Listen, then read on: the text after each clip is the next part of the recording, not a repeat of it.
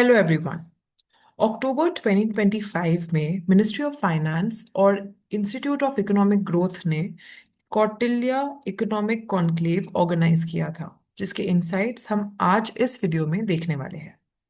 तो गवर्नर संजय मल्होत्रा का ये स्टेटमेंट सबसे ज्यादा इंपॉर्टेंट स्टेटमेंट था इस कॉन्क्लेव से, जो कि है RBI has no independence in setting inflation target. और इस कॉन्क्लेव में आरबीआई का फ्लेक्सिबल इन्फ्लेशन टारगेटिंग फ्रेमवर्क भी डिस्कस किया गया। तो समझते हैं कि क्या है ये फ्लेक्सिबल इन्फ्लेशन टारगेटिंग फ्रेमवर्क।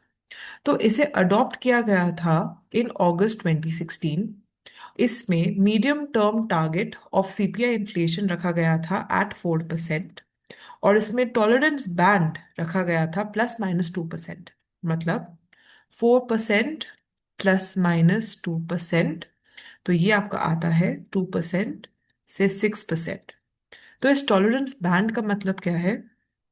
इसका मतलब है कि सीपीआई इन्फ्लेशन हमेशा इस रेंज में ही होना चाहिए। अगर ये 2% से नीचे और 6% के ऊपर चला जाता है, मतलब कि ये इकोनॉमी के लिए वायबल नहीं होगा। करेक्टिव मेजर्स अप्लाई करने चाहिए ताकि वापस सीपीआई इन्फ्लेशन इस बैंड में वापस आ जाए। और इसका रिव्यू साइकिल क्या है? Every 5 years. मतलब 2016 में इसे अडॉप्ट किया गया था, 2021 में रिव्यू किया गया था, और इसका नेक्स्ट ड्यू है मार्च 2026 में।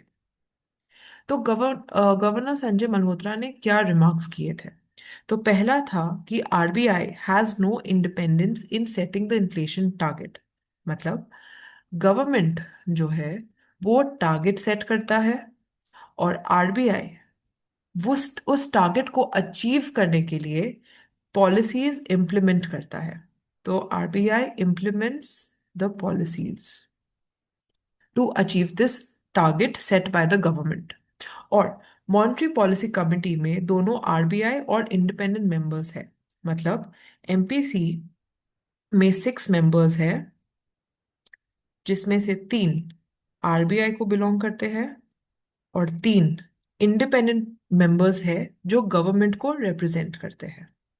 साथ ही गवर्नर संजय मल्होत्रा ने ये भी कहा है कि आरबीआई के पास इंडिपेंडेंस और फ्लेक्सिबिलिटी बहुत है, जब वो इम्प्लीमेंट करता है वो पॉलिसीज को, ताकि वो टारगेट अचीव कर सके। लेकिन साथ ही वो अकाउंटेबल भी है। बाय लॉ आरबीआई अकाउंटेबल है गवर्नमेंट पे कि अगर एवरेज क्वार्टरली इन्फ्लेशन अगर 2 से 6% का जो टॉलरेंस बैंड है उसके बाहर रहेगा फॉर 3 स्ट्रेट क्वार्टर्स, तो आरबीआई को गवर्नमेंट को एक रिपोर्ट भेजना पड़ेगा टू एक्सप्लेन कि क्यों ऐसे फेलियर हुआ उनका, कितनी जल्दी वो वापस सीपीआई इन्फ्लेशन को टारगेट रेंज में लाएंगे, और क्या स्टेप से वो सेम ये टारगेट को अचीव करेंगे। Ongoing review seeks feedback on. तो पहले तो 2016 में अडॉप्शन हुआ था, 2021 में रिव्यू हुआ था, अब मार्च 2026 में इसका रिन्यूअल डिसाइड होगा। मतलब रिन्यूअल में क्या डिस्कशन हो सकता है कि सीपीआई इन्फ्लेशन का मीडियम टर्म टारगेट क्या होगा, बैंड कितना बड़ा होगा, 2 to 6% ही होगा या उसमें कुछ चेंजेस आएंगे, जो एमपीसी है उसके मेंबर्स में चेंजेस आएंगे कि नहीं आएंगे, और आरबीआई और गवर्नमेंट का जो रिलेशन है कि गवर्नमेंट टारगेट सेट करता है और आरबीआई उसके उसे अचीव करने के लिए पॉलिसीज इंप्लीमेंट करता है, ऐसे ही रहेगा या फिर आरबीआई ही टारगेट सेट करेगा, कितना परसेंट गवर्नमेंट का इंटरफेरेंस होगा। ये सारी बातें रिन्यूअल में डिस्कस होंगी। अगर आपको ये वीडियो अच्छा लगा है तो प्लीज़ लाइक कीजिए, सब्सक्राइब कीजिएगा, और कमेंट्स में लिखिए कि आपको और कौन से वीडियोस देखना है। Thank you.